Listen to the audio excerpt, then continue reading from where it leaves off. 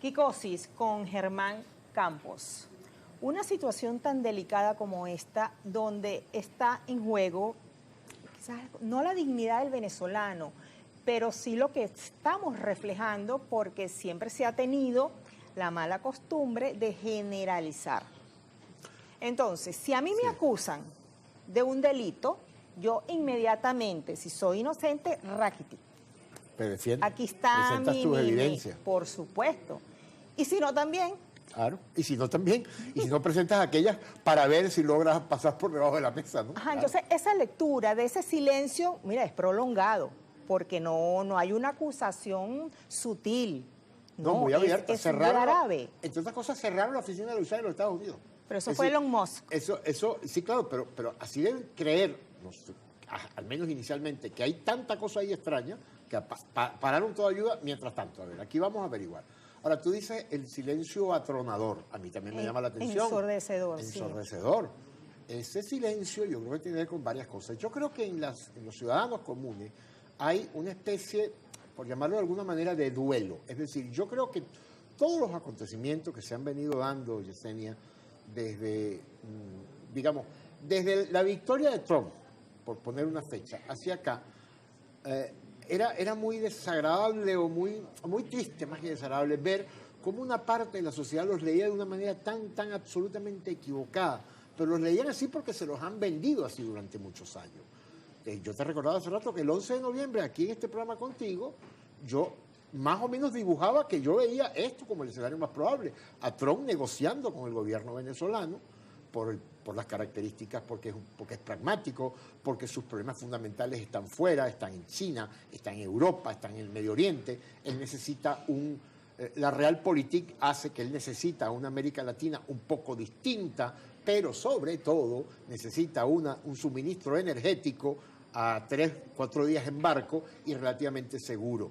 Y en ese a pesar de que él ha dicho que no necesita el petróleo venezolano. Lo dice él, pero no lo dicen los expertos petroleros norteamericanos. Claro que lo necesita. Y al mismo tiempo que dice eso, dice, yo voy a aumentar las reservas estratégicas porque están por debajo de los niveles óptimos, cosa que es verdad, y lo va a hacer. Y una de las fuentes va a ser el petróleo venezolano, porque además hemos sido su suplidor petrolero durante un siglo, incluso hasta por detalles tecnológicos.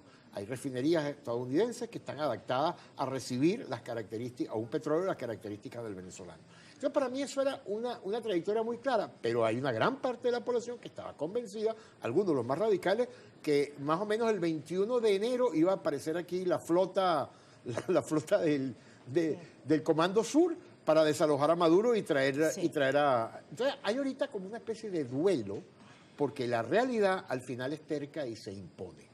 Más allá de la que yo quiera construir, más allá de la que se construye en las redes sociales, al final los hechos se imponen.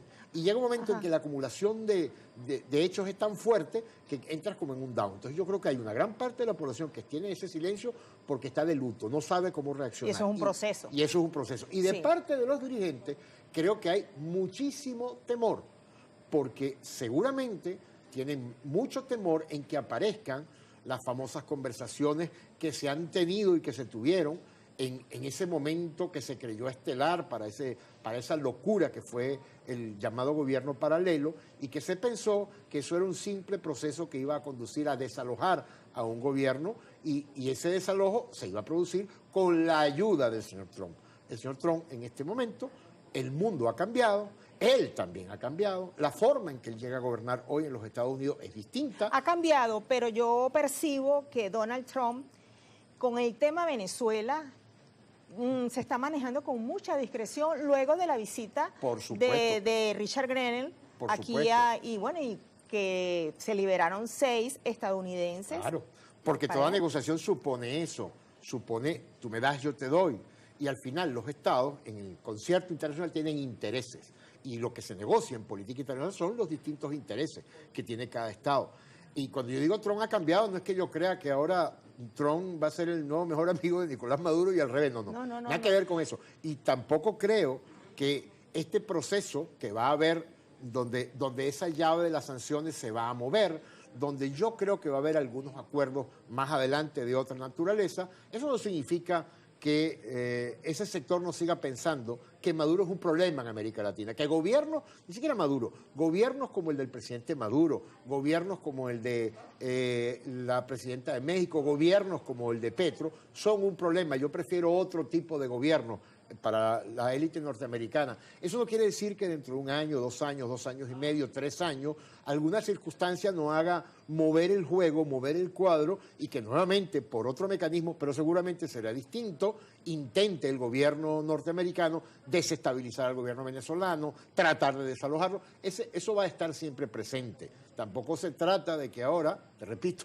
Trump es el nuevo mejor amigo del gobierno venezolano. Sí.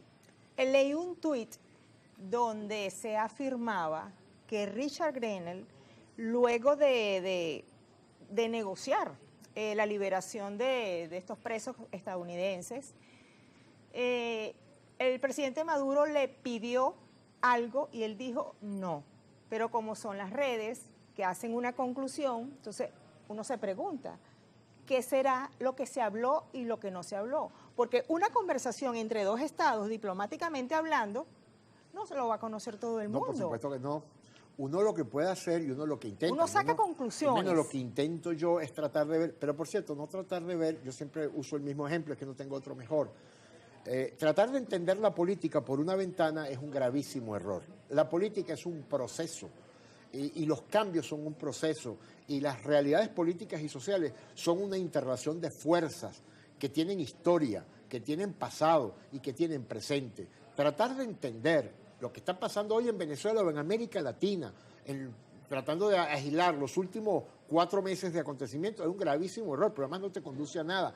Hay que entenderlo en su contexto. Por ejemplo, lo de la USAID. La USAID es una organización que tiene historia y que ha hecho cosas terribles en América Latina. 63 años. Por eso, y ha hecho cosas terribles en América Latina y en Europa como mecanismo de financiamiento para derrocar gobierno. Entonces, pretender que es que la USAID está castigando ahora a unos señores porque son corruptos, no, porque probablemente ese mecanismo, las fuerzas que hoy gobiernan los Estados Unidos piensan que debe ser de otra manera, de otra naturaleza, quizá más por la vía tecnológica, por decir un ejemplo. Entonces, eso hay que entenderlo en ese contexto, en un proceso continuo. Y eso es lo que le ha faltado a la dirigencia opositora. Yo siempre lo he dicho, además, y yo creo que si uno intenta comprender lo que está pasando ahorita solo con estos hechos, no lo va a entender. Y entonces lo que uno intenta es, en el marco de una visión conceptual que uno tiene, de una visión ideológica que todos tenemos, tratar de ver la realidad que es compleja, que es diversa, que tiene muchas aristas, que no hay una sola manera de verla, que no hay una verdad. Con todo eso, tratar de dibujar un mapa de actores, relaciones y extraer algunas conclusiones. Pero decir, como dijo, por ejemplo, María Corina Machado llegó a decir, es un video que vi, no sé si será verdad, porque ahora con la inteligencia artificial es terrible, pero llegó a decir que ella sabía lo que habían conversado el presidente Maduro. Bueno, además lo dijo antes que el señor llegara a hablar con Trump. Yo la verdad... Bueno, ella realmente dijo que había conversado con Grenell antes de la conversación con el presidente Maduro y después. Yo no sé si eso es cierto o no, pero independientemente de que sea cierto o no, yo no creo que la señora María Corina Machado sea más importante que el presidente Trump. Así que yo me imagino, en la relación con Grenell, me imagino que el señor Grenell le habrá contado sus conclusiones al presidente Trump primero que a nadie, ¿no? Entonces eso de suponer, como decías tú, no, es que es una conversación de Estado y alguien en las redes dice, ya yo sé lo que se habló, a mí eso siempre me hace, por decirlo menos, muchísima gracia. Cuando yo te hablaba del silencio, no me refería única y exclusivamente a la dirigencia política que está radicada en Estados Unidos, unos en España, y me refería también a la señora María Corina Machado, porque ella ofreció una rueda de prensa y no dijo absolutamente nada sobre la USAID, y no sé, yo no la vi completa, pero tampoco vi ninguna pregunta relacionada con este tema y